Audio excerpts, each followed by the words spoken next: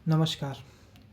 खबर तो आपको मिल ही गई होगी कि भाजपा के तेज तर्रार नेता, वैसे साउथ में इनके कोई ज़्यादा लीडरशिप नहीं है, लेकिन तेलंगाना में जो टाइगर राजा सिंह थे है उन्होंने भाजपा छोड़ दी है। अब जैसे हर बार मास्टर स्ट्रोकवादी जैसा करता है कि वो एक्सेप्ट ही नहीं कर पाता कि मिस्टर नॉन बायोलॉजिकल जो है वो समस्या की जड़ है। वो हमेशा करता है कि स्टेट की लीडरशिप ख़राब थी, स्टेट की लीडरशिप ऐसी है वैसी है। तो इन्होंने भी यही किया है कि स्टेट की लीडरशिप में कमी है, बाकी सब बढ़िया है। ये हर मास्टर स्ट्रोकवादी ने यही किया है। काजल हिंदुस्तानी भी ऐसे ही मानती है, मोनू मनेसर भी यही मानते थे कि इनको लगता है कि समस्या जो है वो स्टेट लीडरशिप में है, बाकी नॉन बायोलॉजिकल जो है वो तो बहुत अच्छे हैं। ये गौरक्षा करने की बात करते हैं और गौरक्षकों को गुंडा खुद इनके ही प्रधानमंत्री बोल चुके हैं।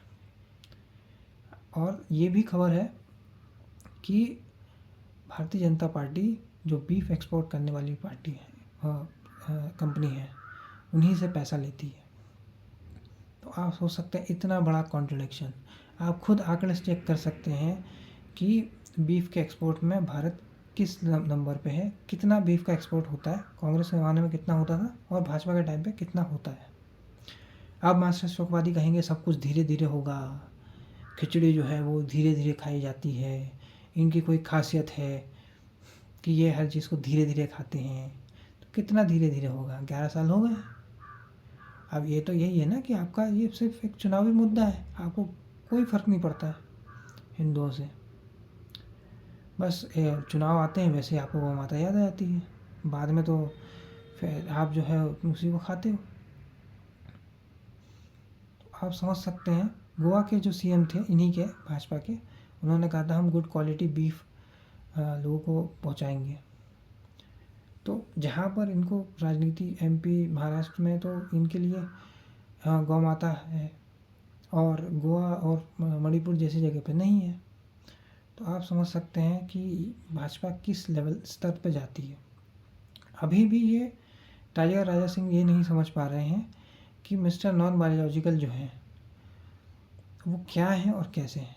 अब कई लोग बात कर रहे हैं कि इनको अपनी पार्टी बनानी चाहिए, टाइगर राजा सिंह को बनानी चाहिए, बिल्कुल बनानी चाहिए, लेकिन उसके बाद भी ये वैसी ही बातें कर रहे हैं कि मैं हमेशा जो है भाजपा का सपोर्टर रहूँगा, भाजपा को प्रमोट करूँगा। जैसे कर्नाटक में प्रमोद मुतालिक ने भी एक बार पार्टी बनाई थी, लेकिन मास्टर स्ट्रोकवादी हमेशा मास्टर स्ट्रोकवादी ही रहता है। वो कभी ये नहीं समझ पाता कि समस्या क्या है। अब कल को अगर टाइगर राजा सिंह वापस भाजपा में चले जाते हैं तो इसमें भी कुछ नई बात नहीं होगी। अब ये कहा जाता है कि टाइगर राजा सिंह को हटाने में जो उन्होंने इस्तीफ़ा दिया है उसमें कहीं ना कहीं चंद्रबाबू नायडू का भी हाथ है, क्योंकि चंद्रबाबू नायडू भी मिस्टर नॉन बायोलॉजिकल जैसे ही है। वो भी अपने वोटर बेस पे फोकस करते हैं। उनको भी कुछ ये नहीं चाहिए कि उनका माइनॉरिटी वोट जो है वो दरक जाए। इसलिए हो सकता है कि इनका चंद्रबाबू नायडू का ही इम्पैक्ट हो कि इनको हटाया जाना पड़े, क्योंकि नीतीश कुमार का इम्पैक्ट बताते हैं कि इनकी सरकार पे है, लेकिन नीतीश कुमार के जाने से कोई फ़र्क नहीं पड़ेगा, इनकी सरकार नहीं गिरेगी। चंद्रबाबू नायडू से फ़र्क पड़ेगा और चंद्रबाबू नायडू भी मिस्टर नॉन बायोलॉजिकल की तरह ही है कि अपने वोट बेस के लिए किसी भी हद तक जा सकते हैं, कुछ भी कर सकते हैं। तो हो सकता है कि माइनॉरिटी वोट इनको मिलता रहे, इसलिए उन्होंने टाइगर राजा सिंह को हटवा दिया है। टाइगर राजा सिंह भी थोड़ा बैलेंसिंग करने की कोशिश कर रहे थे कि हमारा जो है धर्म ऐसा है कि सबका साथ सबका विकास है, सबका विश्वास जीतते हैं, सबका साथ लेके चलते हैं।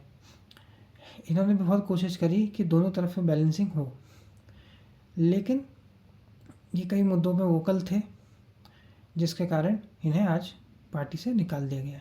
कल को हो सकता है कि ये पार्टी फिर से ज्वाइन करें, इसमें कोई नई बात नहीं है, क्योंकि राजनीति में कोई किसी का नहीं होता है, सब लोग पलटी मार देते हैं।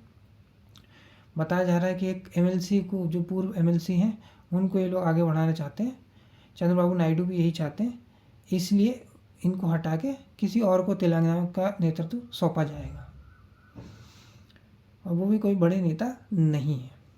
आज के इस वीडियो में इतना ही। अगर वीडियो आपको पसंद आया तो वीडियो को लाइक करें, शेयर करें और चैनल को सब्सक्राइब करें।